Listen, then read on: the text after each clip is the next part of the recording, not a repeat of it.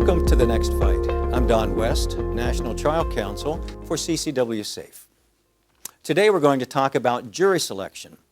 If you think about the various stages of a criminal trial, a lot of people would say that the most important part of the case is closing argument. A lot of those people would be lawyers too. However, the longer I do this, the more convinced I become that jury selection is a truly critical phase and may very well be the most important part of the trial to get right. It's the first opportunity to introduce the jury to the basics of the case, to introduce yourself and the client to the prospective jurors, and to get to know them and their attitudes about the important legal principles in the case. The purpose of jury selection is to find a jury that will be fair and impartial and will decide the case based on the evidence and the law. That being said, it'd be a lie to suggest otherwise, that what lawyers really want in a jury are as many people as they can get that they think will be favorable to their side. It also doesn't hurt if they like you. Usually, a large number of citizens from the county are issued summons to appear for a certain day and time. They're assembled in the jury room and called in smaller groups to the specific courtroom where the jury is being selected. Once there, the judge may ask some preliminary questions about their education, job, etc., and if they have any conflicts serving on the case. Then usually the prosecutor will ask questions followed by the defense lawyer. In some places, the judge does all the questioning. In fact, some lawyers hire investigators to do a quick background check for social media and the online presence of the jurors, and usually the prosecutor will run a criminal history. Jurors can be excused if they are related to witnesses or have formed an opinion about the case. And of course, that's a big issue if the case has had a lot of media attention.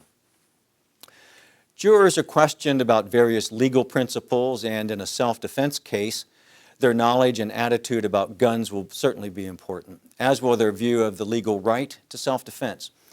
The purpose here is to identify biases or prejudices held by the jurors that might affect their view of the evidence or their decision in the case.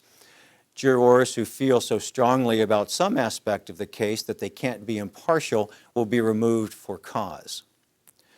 The lawyers will have a certain number of peremptory challenges to use against jurors they don't want on the jury. You don't have to have a specific reason to use these challenges, and so long as they aren't used in a discriminatory way to exclude certain classes of jurors, they can be used against any juror for any reason. The interesting thing that most people don't realize at first is that because of the way jury selection works, the lawyers can't really keep the jurors they like. They can only get rid of the ones they don't. Both sides do that, and if you think about it, the jurors one side doesn't like are probably the ones the other side does.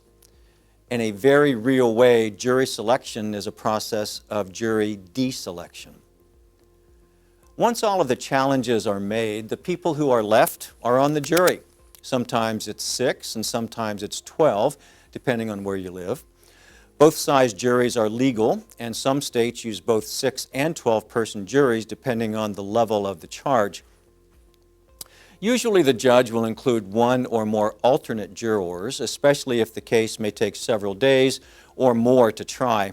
Alternate jurors can take the place of a juror who becomes ill or is disqualified for some reason.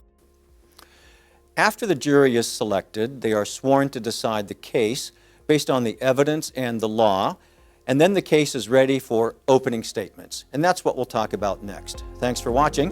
I'm Don West for The Next Fight.